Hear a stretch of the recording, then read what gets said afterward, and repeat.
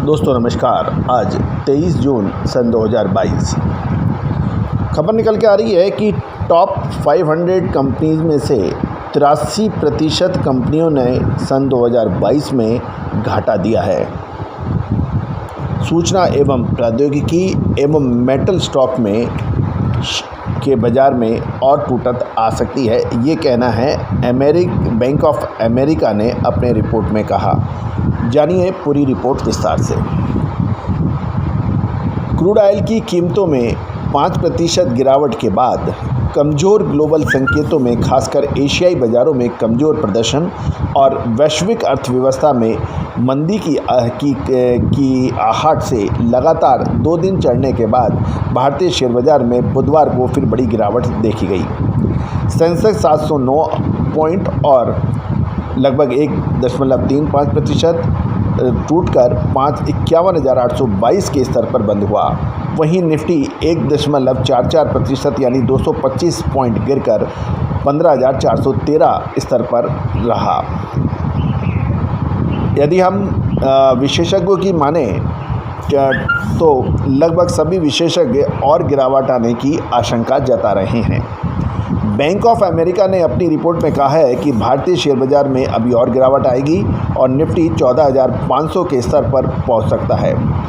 यानी निफ्टी 15,413 के जो भाव हैं वो 14,500 के स्तर पर पहुंच सकता है, यानी 1,000 पॉइंट और निफ्टी गिरने की बैंक ऑफ अमेरिका ने अपनी रिपोर्ट में आशंका दर्ज की है।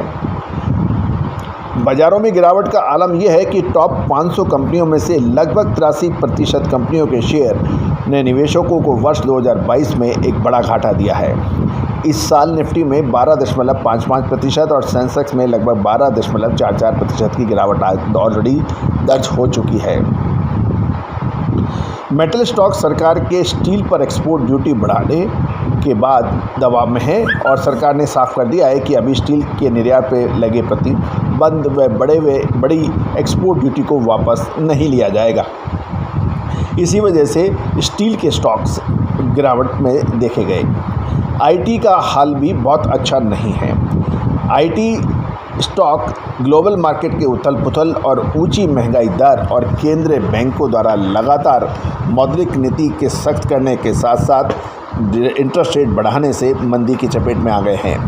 रूस और यूक्रेन के कारण भी आईटी स्टॉक गिरे हैं। भारत की आईटी कंपनियों ने रूस से कारोबार बंद कर दिया है और 60% आईटी कंपनी शेयर अपनी रिकॉर्ड ऊंचाई से लगभग 40% टूट गए हैं। यदि हम देखें तो JSW जो है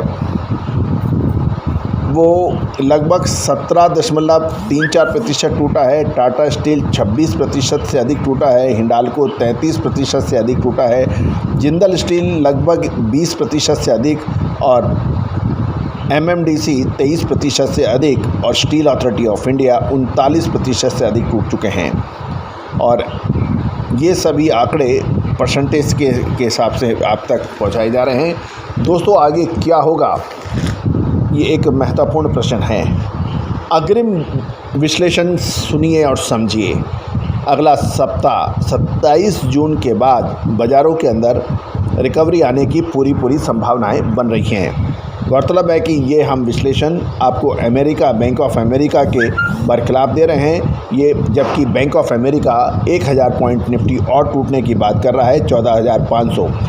अभी निफ्टी 15,413 के स्तर पर बंद हुई और इसमें 1,000 पॉइंट और गिरने की आशंका बैंक ऑफ अमेरिका ने अपनी रिपोर्ट में बताया है। अब देखना है कि क्या होगा। तो दोस्तों Ajay astro money group 42 commodities 5 market पर लगातार अपडेट विश्लेषण आप तक पहुंचाता है।